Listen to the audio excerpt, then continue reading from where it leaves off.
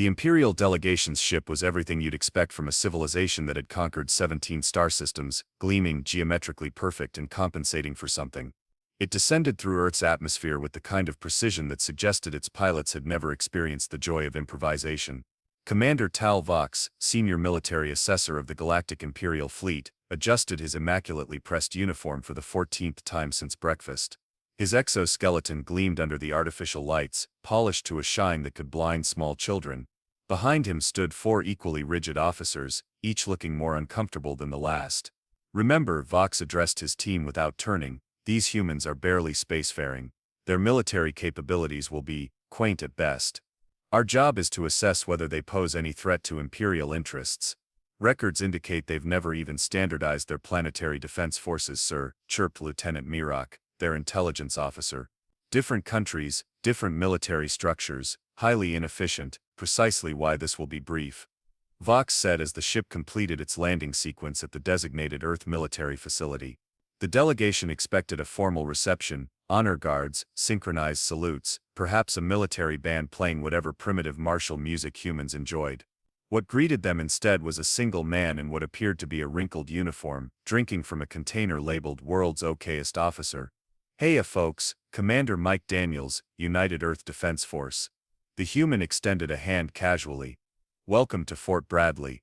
Sorry about the lack of fanfare, we were told you wanted to see how we actually operate, not how we dress up for visitors."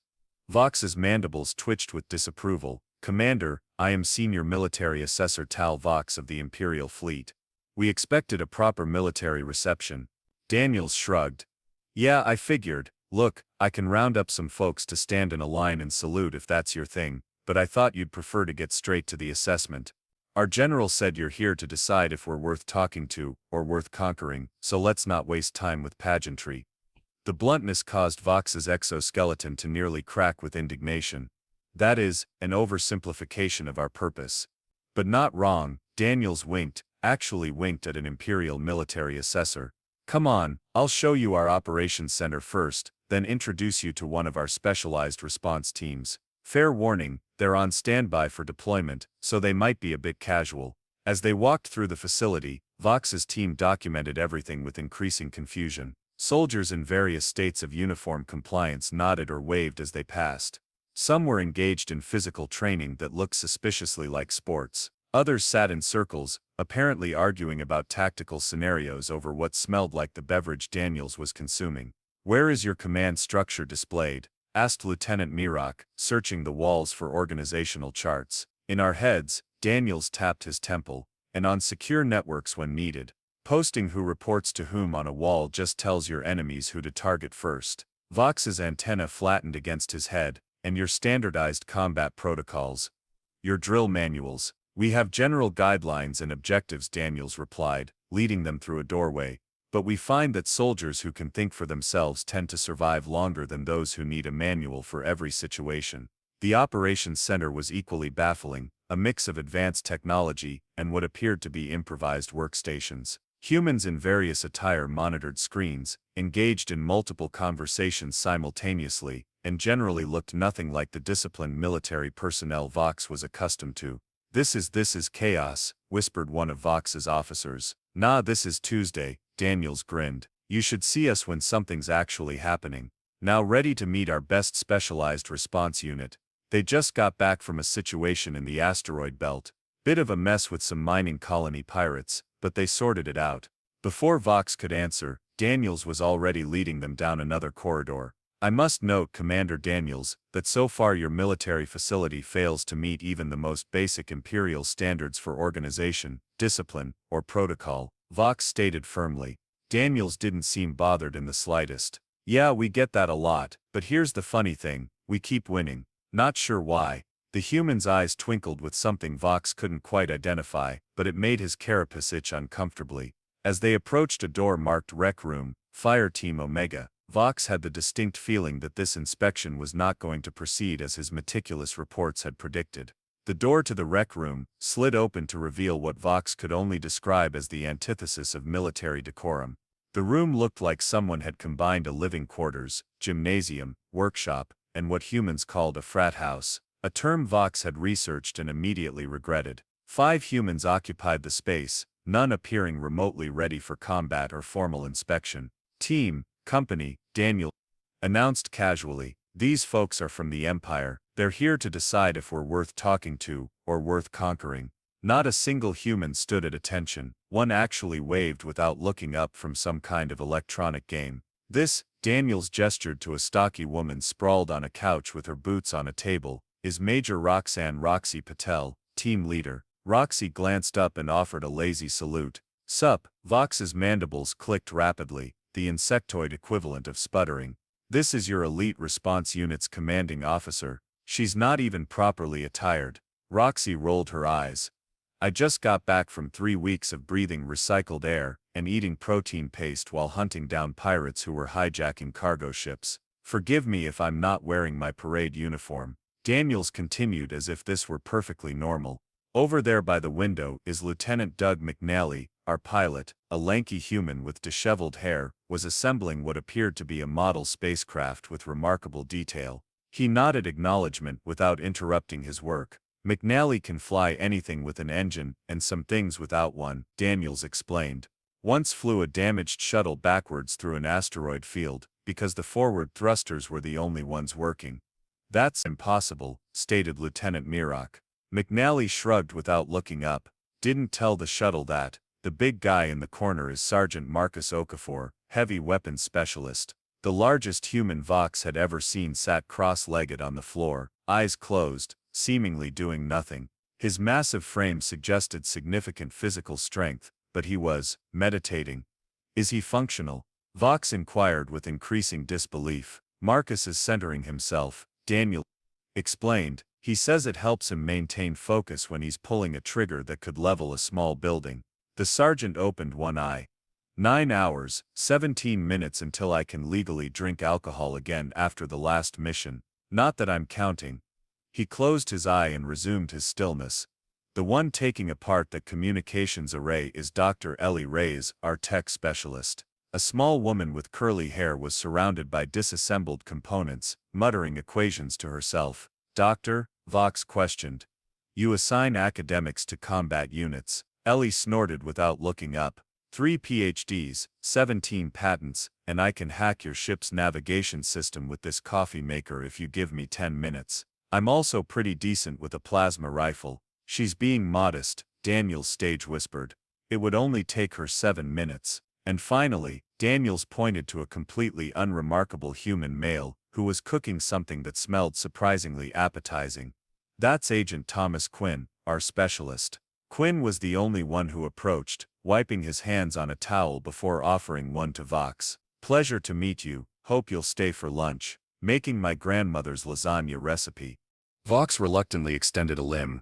Specialist in what, precisely? Problem-solving, Quinn replied with a smile so bland it somehow made Vox nervous. Quinn used to work for one of our intelligence agencies, Daniels explained. His file has more black ink than actual text. Redacted? Asked one of Vox's officers. No, he just likes to fill out forms with black ink. Daniels deadpanned. Yes, redacted. The story about what he did in the Europa colony situation is still classified. Quinn's expression never changed from pleasant as he returned to his cooking. Vox had seen enough. Commander Daniels, this is absurd. These individuals show no military bearing whatsoever. They're not in uniform, not at attention, and appear to be engaging in leisure activities rather than maintaining combat readiness. What does combat readiness look like to you? Roxy asked from the couch, eyebrow raised.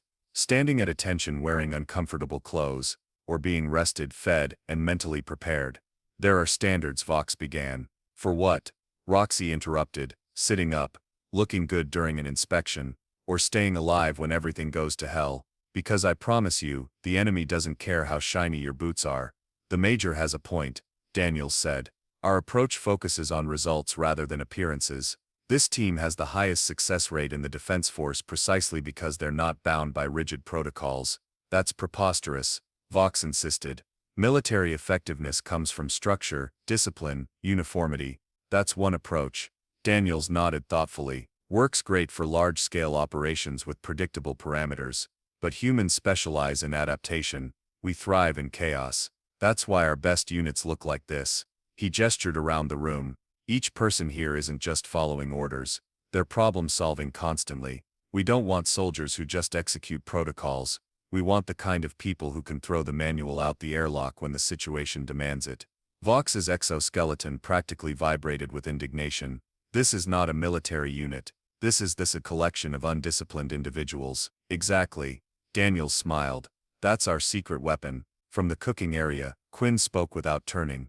Commander, I believe our guests might benefit from a practical demonstration rather than theoretical discussion. I was thinking the same thing.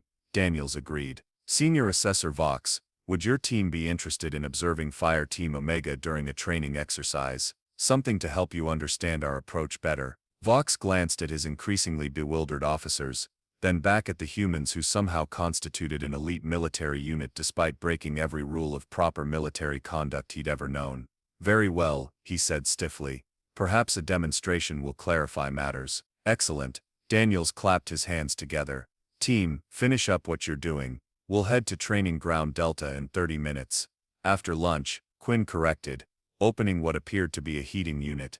Nobody performs well on an empty stomach. Lasagna's ready. Vox watched in disbelief as these supposedly elite soldiers immediately abandoned their activities and gathered around a table of food, talking and joking as if they weren't about to be evaluated by representatives of the most powerful military force in the known galaxy. What disturbed him most wasn't their casual attitude. It was the look he caught passing between Daniels and Quinn, a silent communication that suggested they were executing a plan he wasn't privy to. For the first time since landing on this backwater planet, Senior Military Assessor Tal Vox felt something unexpected unease. Surprisingly, Quinn's lasagna was excellent. Even more surprisingly, he had somehow prepared a version compatible with Imperial biology. Vox found himself reluctantly impressed, despite having no intention of admitting it. After the meal, the humans led the Imperial delegation to a large hangar bay, housing various spacecraft. Roxy, now wearing what appeared to be standard-issue combat pants, paired incongruously with a faded t-shirt reading, "I survived the Mars colony uprising, and all I got was this lousy t-shirt," stepped forward. "So, what kind of demonstration did you have in mind?" she asked, twirling a set of keys around her finger. "Obstacle course, marksmanship competition, synchronized uniform inspection."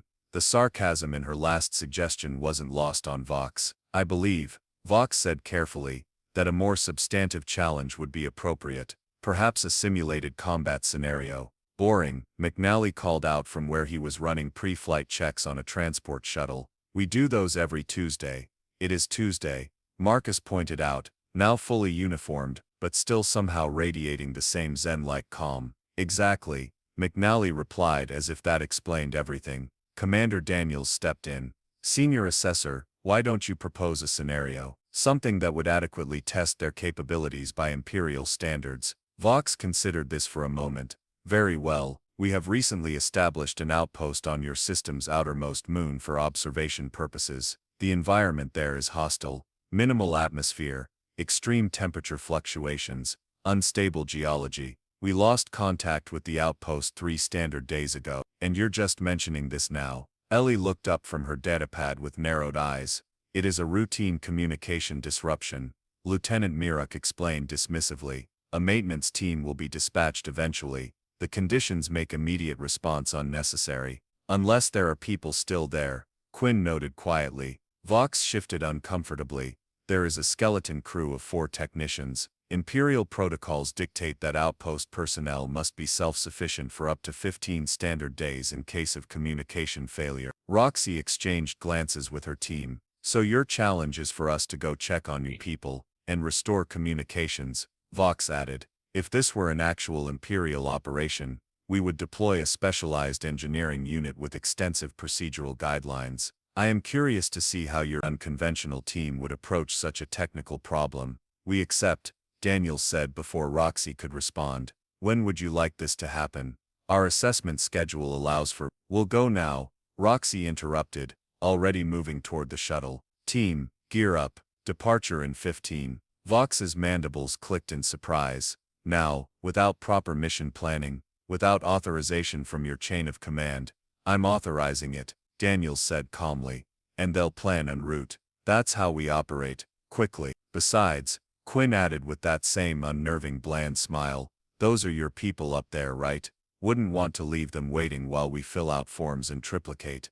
The team dispersed with shocking efficiency, each member grabbing equipment and supplies. There was no formal checklist being followed, no supervision, yet somehow nothing seemed forgotten. Atmospheric suits, Ellie called out, checking a diagnostic tool. Satellites show minimal breathable air, mostly in pockets near geothermal vents. Already loaded, Marcus responded, hefting a crate of equipment, along with emergency medical supplies and enough rations for your people for 3 days. Taking the Kestrel, McNally announced, pointing to a sleek shuttle that looked decidedly non-regulation. Modified her myself. She'll handle the moon's gravity wells better than your standard transport. Vox turned to Daniels in disbelief. They're customizing official military equipment. We encourage it. Daniels shrugged. Doug's modifications have saved more lives than any standard-issue safety feature. We focus on results, not regulations. This is inadvisable, one of Vox's officers protested. The moon has unpredictable electromagnetic storms. Your team should at minimum wait for optimal conditions. Storms make it more interesting, Roxy replied, zipping up her tactical vest. Quinn, you got those portable comm relays? Quinn nodded, already loading a crate of devices Vox didn't recognize. Indigenous technology, Vox inquired. Quinn-digenous technology, Ellie quipped. He built them last month after that situation on Titan. They're not standard issue because, well, they didn't exist until he made them. You allow your soldiers to deploy with untested equipment. Vox was aghast. We trust our people to know what works, Daniel said simply.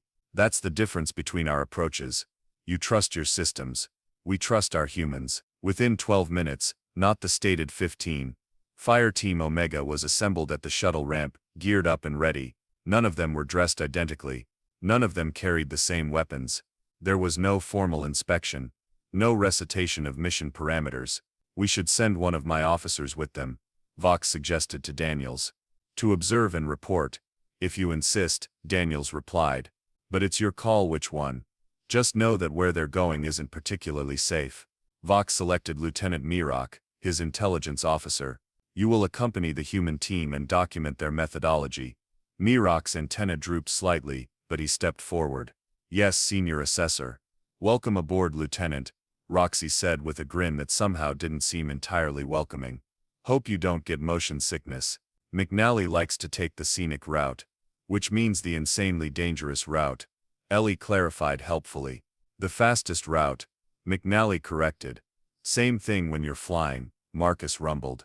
As the Imperial officer reluctantly boarded the shuttle, Vox pulled Daniels aside. Commander, I must protest. This haphazard approach cannot possibly. Then protest, Daniels interrupted. Suddenly serious. File a formal complaint. Put it in your report. But right now there are 4 of your people on that moon, who might be in trouble, and my team is going to help them. For the first time, Vox saw something beyond the casual demeanor, a core of steel beneath Daniels' easygoing exterior. They're the best we have, Daniels continued. Not because they follow orders perfectly, but because when everything goes wrong, and it always does eventually, they don't freeze up waiting for instructions. They solve problems. The shuttle's engines fired up with a rumble that sounded nothing like standard Imperial propulsion systems. You can watch the mission from our command center, Daniels offered. They'll be wearing cameras. As the shuttle lifted off with a speed and maneuverability that definitely violated several Imperial safety protocols, Vox couldn't shake the feeling that this challenge might not proceed as he had anticipated.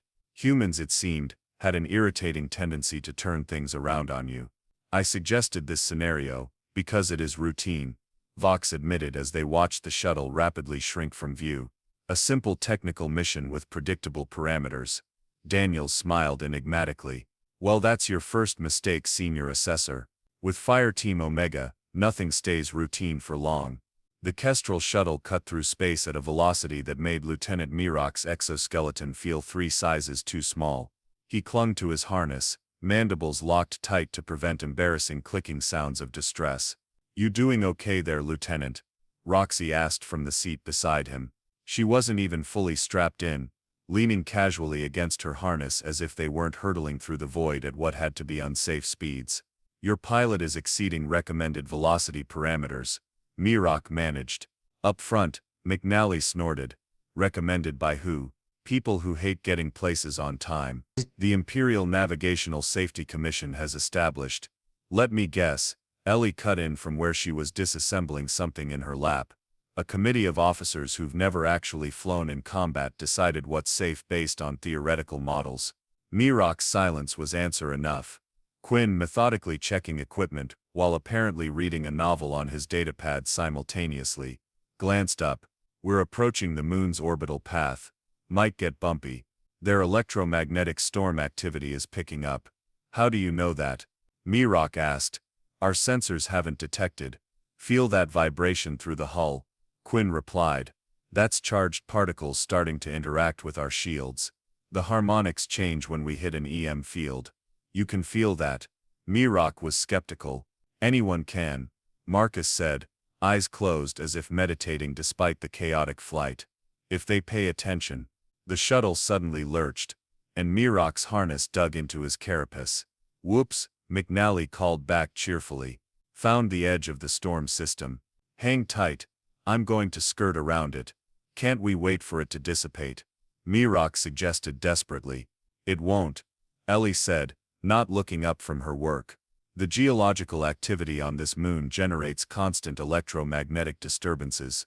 That's probably why your outpost lost communication. Our outpost teams are equipped with radiation-hardened communication systems, specifically designed to meet reality, Roxy interrupted, pointing out the viewport. The moon loomed before them, its cratered surface illuminated by the distant sun.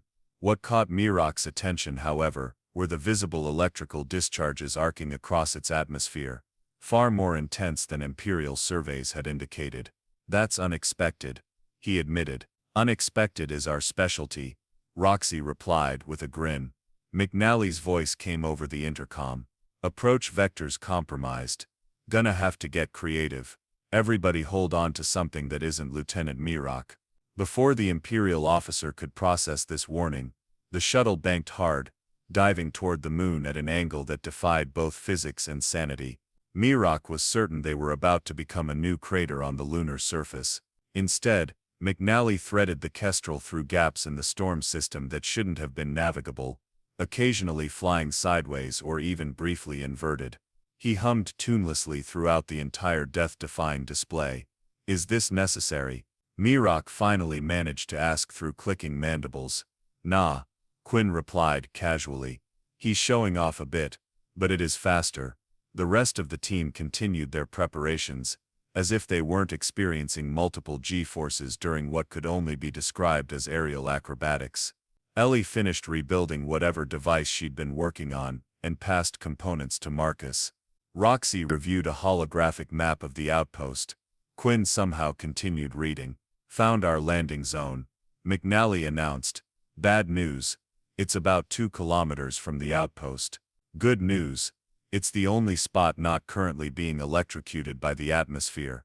What's the plan, Major? Mirok asked, desperately seeking some evidence of military protocol. Roxy shrugged. Land. Check out the outpost. Fix the problem. Go home. That's not a plan. That's a list of objectives. Welcome to human operations, she replied with a wink. The shuttle descended with surprising gentleness given the previous aerobatics settling onto the lunar surface with only a slight bump. Immediately the team was in motion. Atmosphere's thin but technically breathable near the surface, Ellie reported, checking a scanner. Recommend masks rather than full suits unless we run into trouble. Temperature? Marcus asked, already distributing gear. -20 Celsius, manageable with thermal layers. Quinn was already by the airlock, checking the seals on lightweight breathing masks that looked nothing like regulation Imperial equipment. These have 4 hours of filter capacity. The outpost should have breathable air inside if their systems are still functioning. And if they're not? Mirok asked. Then we fix them, Quinn replied simply. Or use the emergency tanks we brought. Or find another solution. But what's the procedure if there isn't one? Roxy cut him off, not unkindly. That's the point, Lieutenant. We bring skills and tools, not procedures. As the airlock cycled and the ramp descended, Mirok was struck by how differently the team moved once on mission. The casual attitudes remained, but beneath them was a focused efficiency he hadn't noticed before. They checked each other's equipment without being told, positioned themselves optimally without discussion, and maintained awareness of their surroundings that bordered on preternatural. The lunar landscape was harsh, jagged rocks, deep crevasses, and strange electrical phenomena dancing across the horizon. In the distance, barely visible through the haze, sat the Imperial outpost, a standard hexagonal structure that looked absurdly perfect and regular against the chaotic terrain. "Comms check," Roxy said as they stepped onto the surface. Each team member responded in turn. "I'm not detecting any transmissions from the outpost." Ellie frowned at her scanner.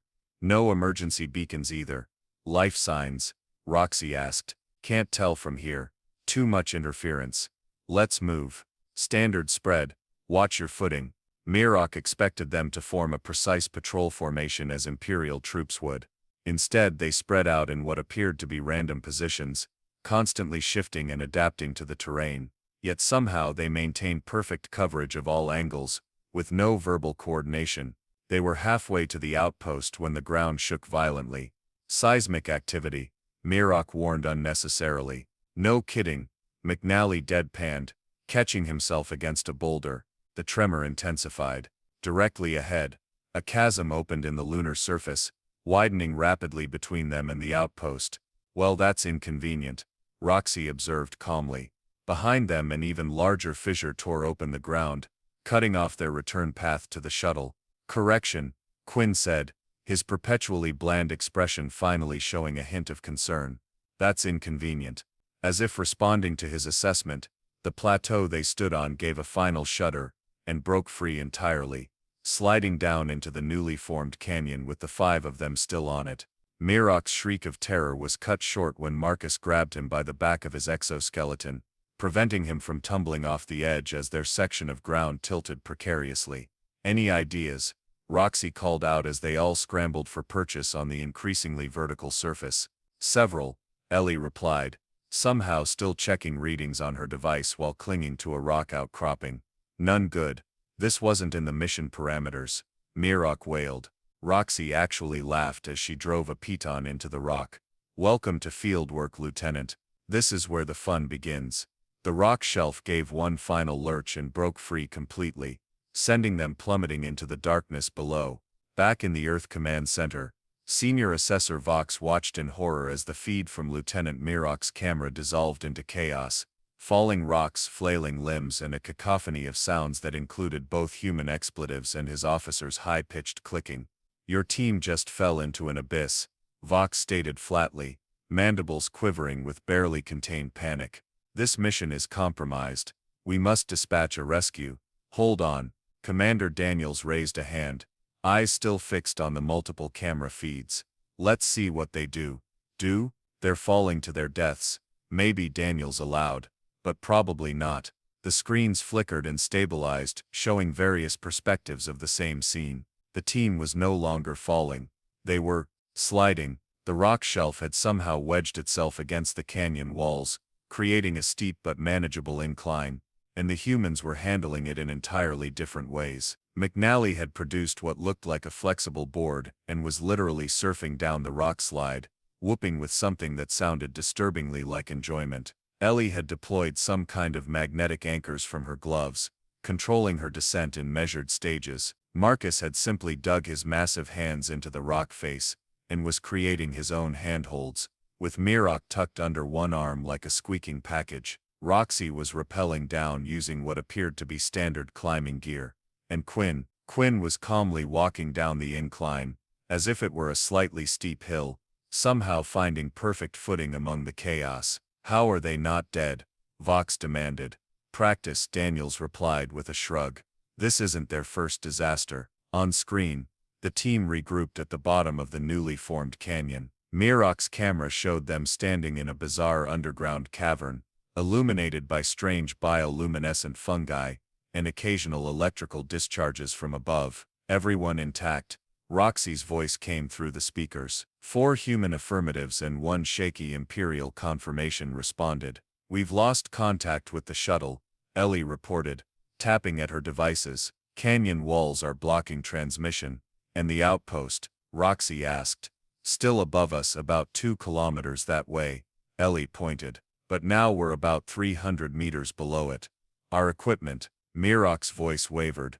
Most of it was in the packs that fell. The camera panned to show several of their supply containers smashed against rocks or sinking into what appeared to be some kind of bioluminescent quicksand. So we've got limited supplies, no direct path to the objective, and we're stuck in an unexplored subterranean environment on a geologically unstable moon. Quinn summarized calmly.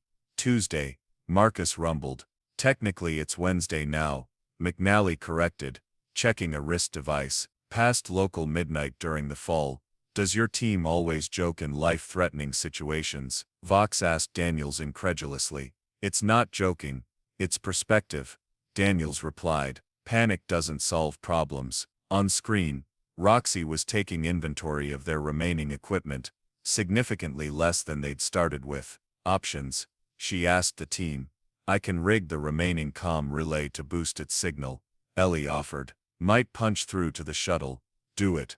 Roxy nodded. Quinn, what do you make of this place? Quinn was examining the cavern walls with peculiar intensity. Artificial. What? Mirok's camera swung around sharply. These aren't natural formations, Quinn explained, running his hand along a seemingly random pattern in the rock. They're too regular. Someone carved these tunnels, and not recently. Imperial records don't indicate any previous settlements on this moon. Mirok protested. Imperial records are incomplete. Quinn replied simply. These markings are similar to patterns we found in the Kuiper Belt last year. Ancient mining operation, predating your empire by several thousand years. And you know this how? Mirok demanded. I pay attention, Quinn said, that bland smile returning. These tunnels might lead up to the surface. They built access shafts every few hundred meters. Vox leaned forward, clicking his mandibles softly. Impossible. Our surveys would have detected. Your surveys look for what you expect to find.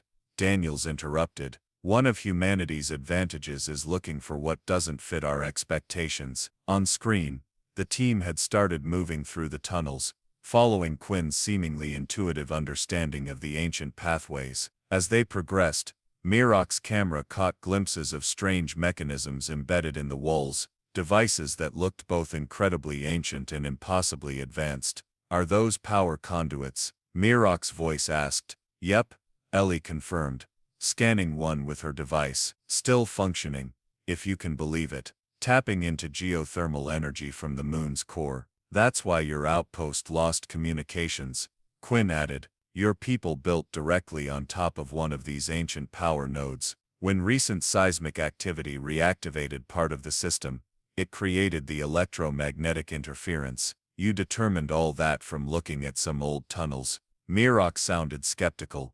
That, and I've seen this technology before, Quinn replied. Classified operation.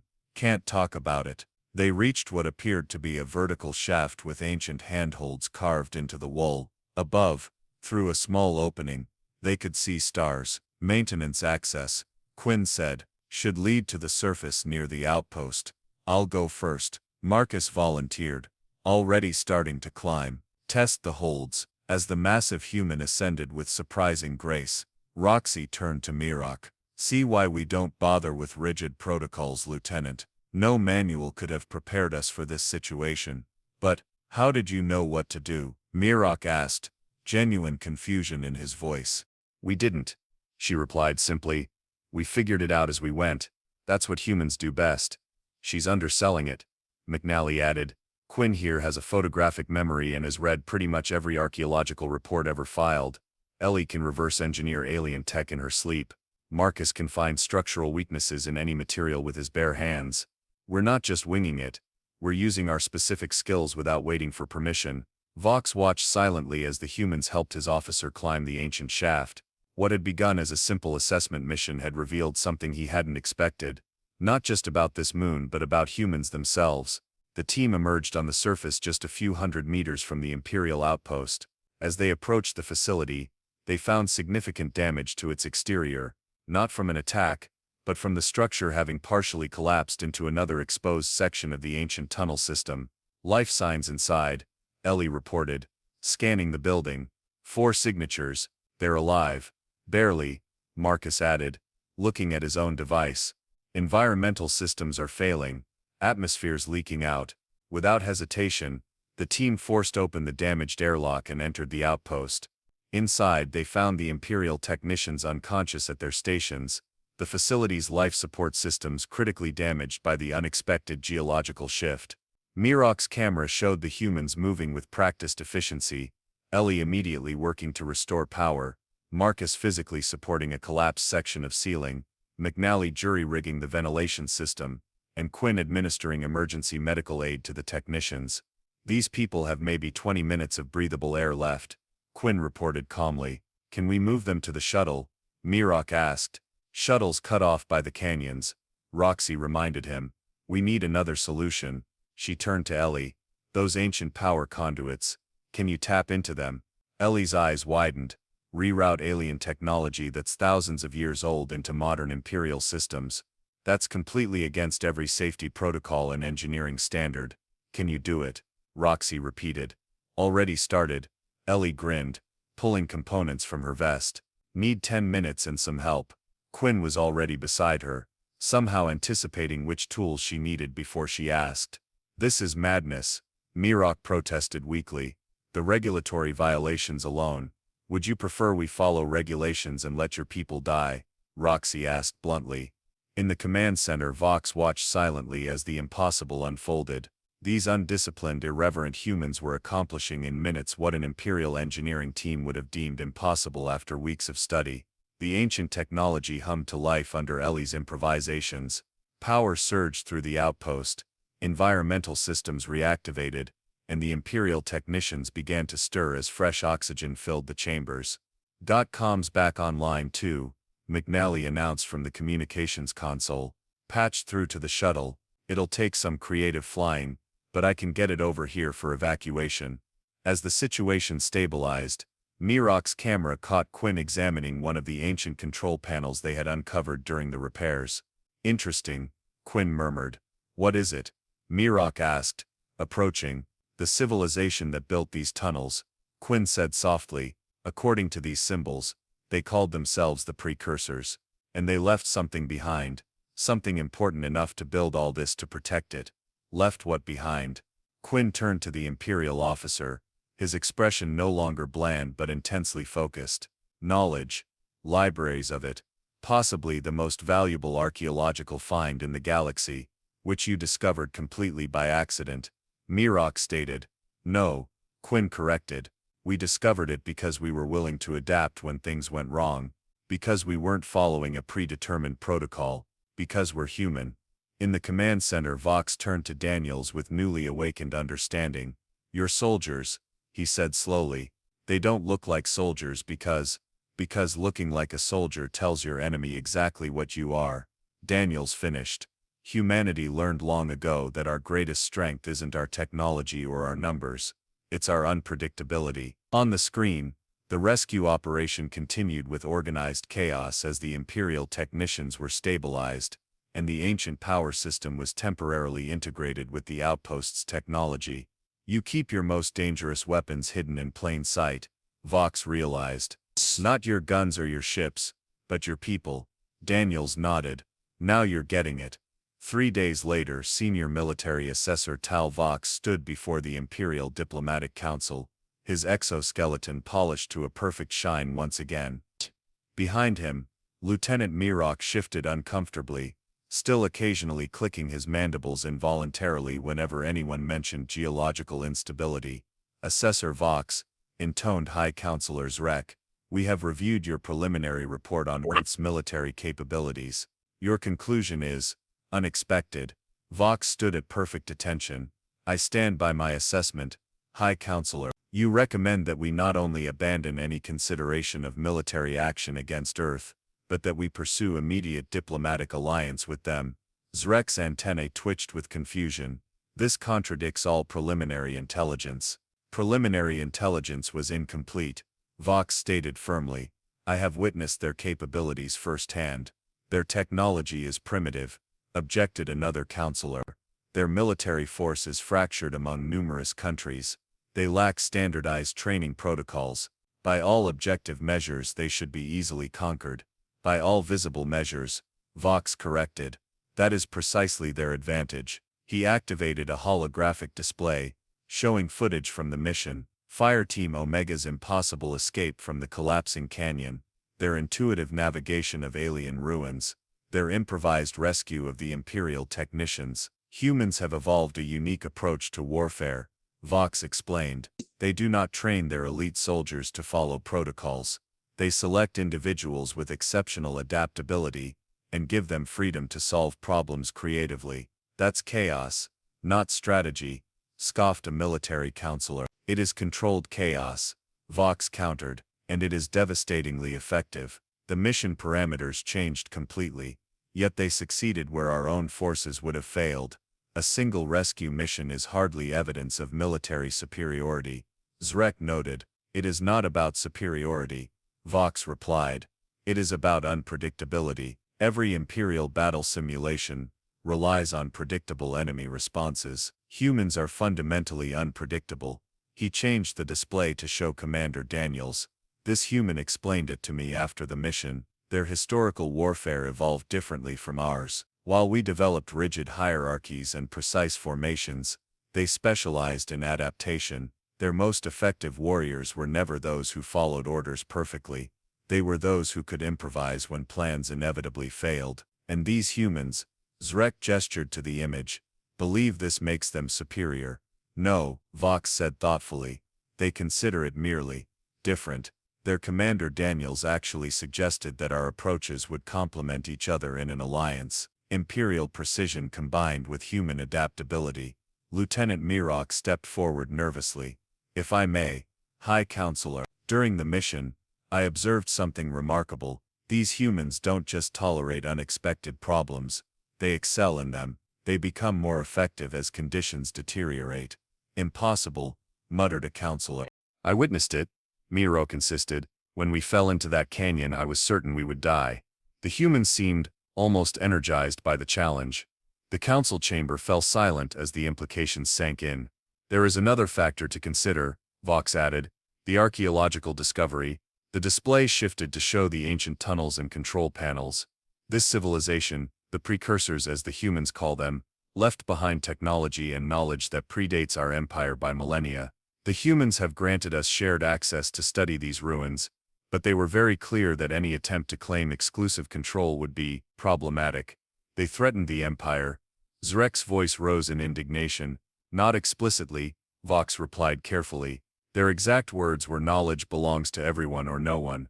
I believe they would destroy the site before allowing any single power to control it. And you believe they could defend it against Imperial forces? I believe, Vox said with uncharacteristic firmness, that we cannot predict what they would do, and that unpredictability makes them dangerous in a way our military doctrine is not equipped to counter. He straightened to his full height. The human Quinn explained their philosophy during our return journey. He said, the most dangerous soldier isn't the one in a uniform with a big gun. It's the one you don't recognize as a soldier until it's too late. Zrek's compound eyes narrowed. And you believe this philosophy extends throughout their species? To varying degrees, Vox confirmed. Their elite units simply exemplify what appears to be a cultural trait. Humans thrive on adaptation. They celebrate deviation from standard procedures when it produces results. Their historical records are filled with victories achieved by ignoring conventional tactics. So your recommendation stands? Zrek asked. Alliance rather than conquest. Yes, Vox said without hesitation. Attempting to conquer Earth would be inadvisable. We would be fighting an enemy that looks like civilians until they don't, that turns our own technology against us, that becomes more dangerous when cornered, and that fundamentally does not think as we do. He paused, then added, however, as allies, these same traits would make them invaluable. The Empire provides structure and stability. Humans provide innovation and adaptability. Together we would be formidable. The council withdrew to deliberate, leaving Vox and Mirok waiting in the antechamber. After several tense hours they were summoned back. The council has reached a decision, Zrek announced. We will pursue diplomatic alliance with Earth. Senior Assessor Vox, you will serve as liaison due to your unique understanding of their capabilities. Thank you, High Counselor, Vox bowed slightly. If I may make a suggestion, Commander Daniels would be an excellent counterpart for these negotiations. The one with the world's okayest officer's beverage container. Zrek asked, mandibles clicking in what might have been amusement. The very same, Vox confirmed. You'll find his casual demeanor masks a formidable intelligence. Like all humans, it seems, Zrek observed. Indeed, Vox agreed.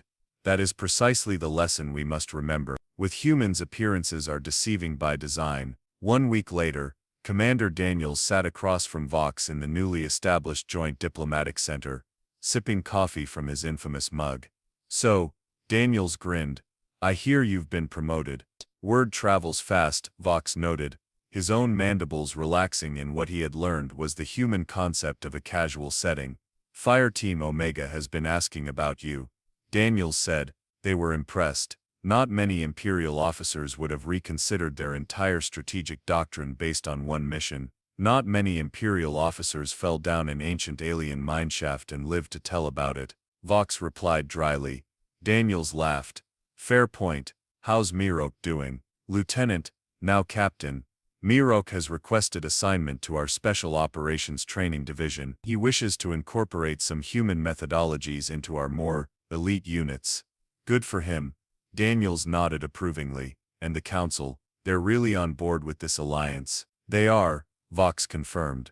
Though they still don't fully understand humans, they keep asking me why your most dangerous soldiers don't look like soldiers. And what do you tell them? Vox's mandibles clicked in what Daniels now recognized as the Imperial equivalent of a smile. I tell them that's precisely why they're dangerous.